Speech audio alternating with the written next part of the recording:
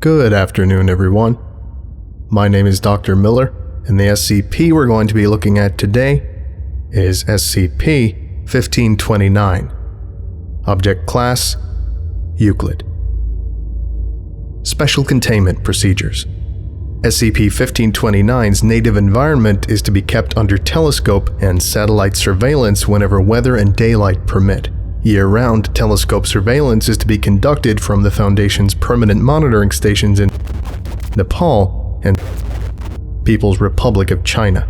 As early in the year as weather permits, a Foundation front company, South Chomolungma Portage, shall establish forward monitoring stations at base camp on the northern and southern ascents and at the higher camps as weather permits, with the exception of Camp 6 on the northern ascent and Camp 4 on the southern, to be maintained until weather conditions force the evacuation of the mountain for the season.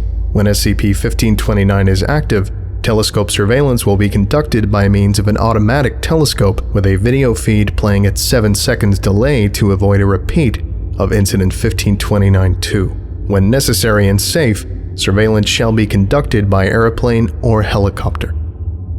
The Foundation shall liaise with civilian expedition coordinators as necessary to prevent attempts on the summit when SCP-1529 is active. The bodies of any hikers who encounter SCP-1529 are to be removed from the mountain as soon as possible for autopsy and disposal. All SCP-1529 related casualties shall be attributed to natural causes relating to altitude sickness and hypothermia. Any survivors and/or witnesses are to be debriefed and administered a Class B amnestic. Mobile Task Force Psi-29029, Alpine Echo, shall remain on standby at all times at the Foundation monitoring station and during tours of duty, all members of the Mobile Task Force shall remain at all times in a pressurized environment acclimatized to 7,900 meters above sea level. In the event that a recurrence of Incident 1529-1 occurs, Alpine Echo shall deploy to the mountain by helicopter and attempt Procedure Bucrive. Description: SCP-1529 is a humanoid individual residing near the summit of Mount Everest in Nepal, above the 8,000-meter death zone mark where human acclimatization is believed to be impossible. SCP-1529 appears to be of average height and weight and is dressed head to toe in what resembles standard mountaineering wear and boots, colored white. SCP-1529's face is entirely obscured by the hood of its parka and what appears to be an oversized pair of opaque black mountain goggles. SCP-1529 has never been observed to wear any other clothes. As very few living people have observed SCP-1529 except through a telescope, it is not known whether its coverings are clothes or part of its body, or what it may look like underneath, except as per Interview 1529-1. The Foundation became aware of SCP-1529 in the 1970s when annual expeditions to the summit of Mount Everest became commonplace, and rumors began to circulate in the mountaineering community about a monster near the summit. Photographs found undeveloped in George Mallory's camera after the discovery of his remains in 1999 indicate that SCP-1529 was present and active by the time of his attempt on the summit, and was not then significantly different in appearance than it is today. Foundation media assets have reported that Mallory's camera was never found, and that his death was the result of a fall. During periods when daylight is sufficient and cloud cover allows for surveillance of the mountain, SCP-1529 is on average observable % of the time. For % of that time, SCP-1529 is inactive and lies or sits motionless. Recorded periods of inactivity have extended from 17 minutes to possibly 8 months. Median period of inactivity is 23.4 days. When active, SCP-1529 can be observed to climb about the upper reaches of the mountain and summit in no discernible direction. SCP-1529 has never been observed to use any tools or climbing aids other than its hands or feet, and while traveling along established climbing routes will ignore the existence of guide ropes or ladders that have been installed by previous climbers. SCP-1529 has demonstrated an ability to climb or descend sections of the mountain's face believed impassable to conventional mountaineers, has never been observed to fall or lose its grip, and is seemingly unencumbered by sub-zero temperatures, high winds, thin air, or low atmospheric pressure. The cause of its becoming active or inactive is unknown and shows no correlation to weather, time of day, traffic up the mountain, season, or time of year. SCP-1529 has never been observed to descend below the 8,000 meter mark except as per Incident 1529-1. Documented periods of activity have extended from 3 hours to possibly 6 days. Median documented period is 15.2 hours. Nighttime observation of SCP-1529 has thus far proved impossible. Infrared imaging has shown no difference in temperature between SCP-1529 and the surrounding mountainside. If human climbers ascend past the 8,000 meter mark while SCP-1529 is active, it will attempt to make its way towards them and interpose itself between them and the summit or camp. SCP-1529 seems to prefer to target solo climbers or climbers that are significantly ahead of or behind the rest of their group, but will target individuals within a group if such an opportunity does not present itself. Once SCP-1529 is within eyesight of a traveler, it will attempt to gain his or her attention and cause the traveler to make eye contact with it, which induces a hypnotic effect in the victim. The victim finds it very difficult to break eye contact with SCP-1529 and will begin to feel very warm and comfortable and enticed to sit down and relax. Once the climber has stopped moving, SCP-1529 will close range with the climber, and death from hypothermia appears to occur within 1 to 2 hours of making eye contact with SCP-1529, much more quickly than is typical for climbers stuck near the summit. After death, SCP-1529's victims experience an extremely accelerated state of decay. After several hours or days, bodies have become rotted and mummified in levels comparable to bodies that have lain exposed on the mountain for several decades. Of the approximately 220 people who have died in the high altitudes of Everest since 1924, SCP-1529 is believed to have accounted for at least. People have survived encounters with SCP-1529, almost all, except as per Interview 1529-1, due to another mountaineer assisting the victim before SCP-1529 made physical contact. SCP-1529 does not appear to be capable of entrancing more than one climber at a time. However, physical encounters between SCP-1529 and more than one person have been noted to lead to. Purpose and motivation for SCP-1529's behavior is unknown. See Interview 1529-1 for speculation. Incident 1529-1. On 19th, SCP-1529 entered Camp 5 on the northern approach at 7,775 meters, and casualties occurred, including both Foundation personnel operating the Camp 5 monitoring post. Foundation assets and the media attributed the deaths to a sudden storm and poor planning on the part of the expedition coordinator, who was among the deceased. SCP-1529 had not been under observation at the time due to its having entered active phase sometime during the night and had not yet been located on telescope.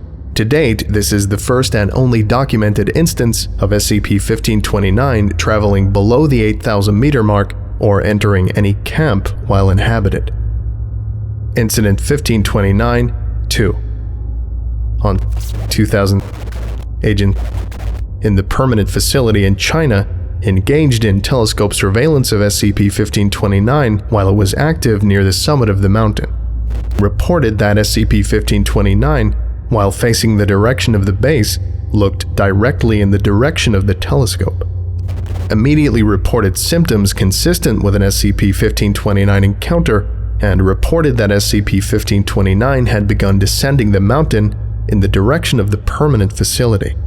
Was unable to pull himself away from the telescope and had to be manually restrained and sedated 17 minutes after beginning of encounter, whereupon he was rushed to facility sickbay and found to have a core body temperature of 27 degrees Celsius and signs of frostbite in the fingers and toes, despite having remained indoors at a room temperature of 24 degrees Celsius for the duration of the encounter. Agent who attempted to resume surveillance after his illness found SCP-1529 still descending the mountain and encountered similar symptoms. Telescope surveillance was discontinued until when aerial surveillance confirmed that SCP-1529 had ceased to descend and had entered an inactive state. Interview log 1529-1. Interviewed. Hereafter, L. Interviewer, Agent. Forward. On 20. L was reportedly killed during an encounter with SCP-1529 when it abruptly became active shortly after L had reached the mountain's summit. However, L was found alive when another team reached his position nearly 2 days later and was removed safely from the mountain. He required fingertip and toe amputations due to frostbite, but is otherwise making a full recovery. The following is an excerpt from L's debriefing prior to his discharge from hospital. Begin log. Tell me what happened when you encountered the creature. It can't have been more than 10 minutes after I left the summit. About 1300. That's the hardest part of the climb. You reach the top and you're exhilarated and proud of yourself. And then you realize you've just done the most difficult thing you've ever done in your life, and you have to do it all over again. Right now. Backwards. Or you'll end up like green boots. The others were 5 or 6 meters ahead of me. I'd been delayed a moment to adjust my hood. That's when I saw it come up over the ridge. And what was your reaction when you first saw it? Surprised, to say the least. We hadn't been told there was anyone else climbing to the top that day. I thought he must have come over from the other side or gotten left behind by his mates. I shouted and waved my hands in the air to try and get his attention. What happened when you got his attention? He looked right at me, and that's when it started. I suddenly felt happy, relieved. It was like right away all the pain and the soreness and the chill was gone. I didn't have any blisters on my feet, and I could feel the tip of my nose again. It was like I was back kicking my feet up by the fireplace, like I could forget all my worries and enjoy a well-earned rest, but it didn't feel right. Have you ever heard of a paradoxical undressing? When your body starts to cool down, really cool down, your blood vessels dilate and you start to feel like you're warming up. So you start tearing off your clothes because you feel like you're burning up and you need to cool off. And the next thing anyone knows, you're naked and frozen to death, curled up in a snowbank. I had a major went that way in 98. As far as I know, he's still curled up next to the Hillary stud. So you believed you were imagining it? Right. So I tried to shrug it off, but I couldn't take my eyes off the man who started climbing up towards me. And that's when it all went to shit. How so? Right away, all that warmth and the comfort was gone. Suddenly, I felt cold. Colder than I'd ever been before. Colder than I had a right to be. I couldn't feel my fingers or my face. My lips felt cracked and frozen. I tried to breathe, and it was like my lungs were full of water. My legs cramped up, and the next thing I knew, I was down. My mates were almost 30 meters off by now. I tried to yell to them, but all that came out was a whisper. I looked up, and that man, that thing, was still coming. How long did it take for it to reach you? An hour, I'm not sure. I couldn't see my watch, and I don't think I could have made sense of it anyway. I managed to get my arms on the ground, but I couldn't push myself to my feet. It was getting to the point that even if I could right myself, I wouldn't be able to make it back to camp before nightfall. I was starting to think I wasn't making it off the mountain at all, but what worried me more was the man. The closer he got to me, I started feeling something in the back of my head, something primal and menacing, and above all, hateful. What happened when it reached you? It grabbed me by the shoulders and pulled me up to face it. I was looking right into those goggles, those eyes. Were they goggles or eyes? Neither. Both. I don't know. But it was like I could see things in them. Not see them so much. More like feel them. Images and feelings in the back of my mind. Rage and joy and confusion. Confusion. I don't think it was used to people resisting it. It asked me a question. It spoke. Not words so much. I could hear it, but not with my ears. I saw images of people sitting back in hot tubs, laying by a crackling fire, sunning themselves at a beach. Warm, happy people, but I knew their faces. They were faces I'd seen in books and in pictures, and people I'd seen on the way up the mountain who I hadn't seen on the way down. I saw green boots, people still lying face down somewhere in the death zone, and I heard its question, which was, you would refuse my gift. Go on. I could barely make sense of anything that was going on, but I knew that this thing in front of me was a bigger threat than any storm or snowdrift. Moving my lips was harder than anything I've ever done, but I did, and I told it, yes. How did it respond? I saw more images of those same people lying in the snow, already half dead. I could tell I was looking at them from its perspective. It was... I could have been sick. It didn't say anything to me in words so much, but it was angry at me. It was offended and outraged. Shocked. It was trying to tell me I'd been ungrateful, and instead of relaxing peacefully while I'd have to feel every minute of it. I asked it, why are you doing this? What did it say then? It mocked me. Just a few more questions, please. How did it mock you? It showed me another one of its victims. Probably the first one. Mallory, 1924. I've known that face like my own mother's, but I'd never seen it in that kind of detail before, or in that condition. He was on his stomach, weak, frostbitten, dying. He was waving and hollering at the thing as I watched it approach from its own perspective. It looked him in the eyes, and it made me watch every second until it was done. I think watching it was worse than living it would have been. And then it told me, told you what? Because it's there. What happened next? I wasn't gonna let it happen to me. It was holding me up, so I had just enough strength to ball up my fist. I punched it hard as I could. Every last ounce of strength I had, right in the goggles. They cracked. I could see what was behind them. What was that? I don't remember much after that. I must have gotten into my bivvy bag somehow, because that's how they found me. End log. Closing statement. After L's encounter with SCP-1529, it was not observed active or inactive for 5 months, 17 days, 19 hours. Upon next observation, its goggles showed no signs of damage or wear.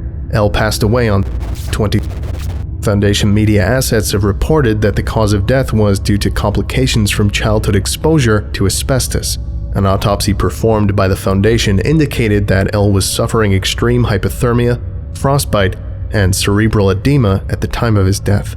L had retired from mountaineering following the SCP-1529 encounter and had not traveled more than 500 meters above sea level in the 12 months preceding his death.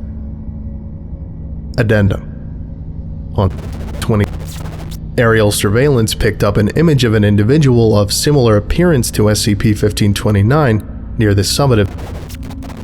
As the government has prohibited mountaineering, threat to normalcy is negligible at this time. Aerial and satellite surveillance will continue on a regular basis until permanent monitoring stations can be established. This concludes today's lecture. Thank you for listening, if indeed you still are, and you're all dismissed. Goodbye.